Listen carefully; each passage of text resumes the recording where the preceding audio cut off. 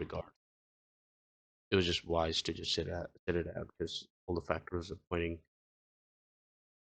to an unproductive week. So if they were to come together, then they would have most likely given me bad results. So push it. Something you learn with experience. Now this week, primarily when we closed week, risk on still.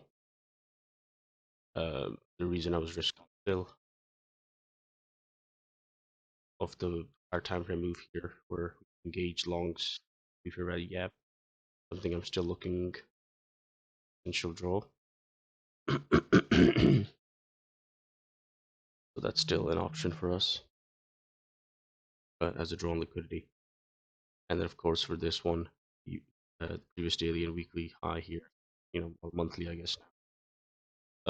They're still on the table. Previous weekly high here. Weekly counterparty can come from this. Now obviously NFP textbook weeks are accumulation, start of the week, distribution midweek, and manipulation midweek, and then distribution. NFP takes a bit of a weird trajectory. It can be that simple in some cases, but in most it is not that simple. Now, so far on paper, it does look like it maybe you went down, you accumulated, and even started to manipulate actually to the counterparty liquidity towards this bit of a ready gap. You might distribute higher, but it's obviously way too early in the week to tell. Primarily sticking to scalps pipes, I would advise here.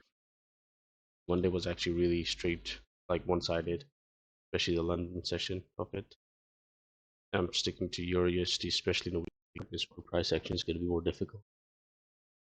On normal weeks, yeah, stuff it is volatile and stuff. It's just that it's gonna do a lot more raids on the counterparty, a lot more pullbacks than GU would. Sorry, EU would. EU would just this is clean. It'll go to one place. It may not move as much, but when it does move, it will at least just go and be just cleaner overall structure compared to GU. But that's something I'm working on, and I want to really get my hands really well, basically. Trading GU, trading EU, sorry, and then move on to GU because I need to go to futures as well. I want to master them as well, but there's too many things. I want to get funded now. Enough is enough. So that's why I'm spending the bulk of my time on EU, getting good at that first. Okay, so just starting where we left off. Yeah, one-sided, you know. So again, we need to just make sure that we're not taking. Yeah, we can't take holidays as in not trade. Okay, that's fine. But what you do not abandon is the element of looking at the charts, like physically looking at the charts, reading price, seeing where it's gonna go, then coming back 2 hours later to 3 hours, whatever, however long it takes, after the session, right? And then just seeing what's transpired. Doing that doesn't even take you that long. You literally just sit down at the charts for hardly 5-10 minutes. With your kind of experience, you could probably just tell within like a couple of minutes, most likely what the scenarios are that are about to unfold. Sorry. So doing that, 5-10 minutes, pre-market analysis, then post-market analysis. Even just doing that every day is like still a lot. You've already seen the effects, the crazy effects of it's already made you, into quite a respectable analyst at least. I'm just working on the trader side. So hard time frame, like I said, risk on, okay? So far. Now with NFP being, difficult, sometimes what it might do is it might even unfold your favorite scenario. So it's a risk on scenario before NFP. So imagine if today or by tomorrow it already starts going here and then even hits it. You're like, well, it's only Thursday or let's see, it's Wednesday. Why are we here? Because if that happens, then with NFP, I'll expect this to reverse. Or I don't know, you might have something where it just keeps sinking before NFP and goes way beyond the counterparty side. And you're like, oh, what the hell's going on here? It's gonna go down. And NFP comes in, boom, it just reverses sharp.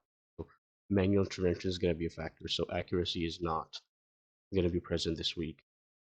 And stick to scalping. Your 1 to 2 risk rewards, or even 1 to 1.5 would be fine.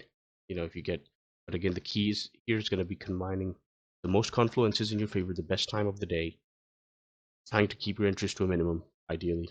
That's what I'm trying to work on. Um, because yeah, I mean, we can be right, yeah, sure, after like 3, 4 entries, but is it worth it if you already had a losing streak and lost? I don't want to do that. It's not that I don't want to lose. I just want to minimize. I just want to inject excellence into what I do.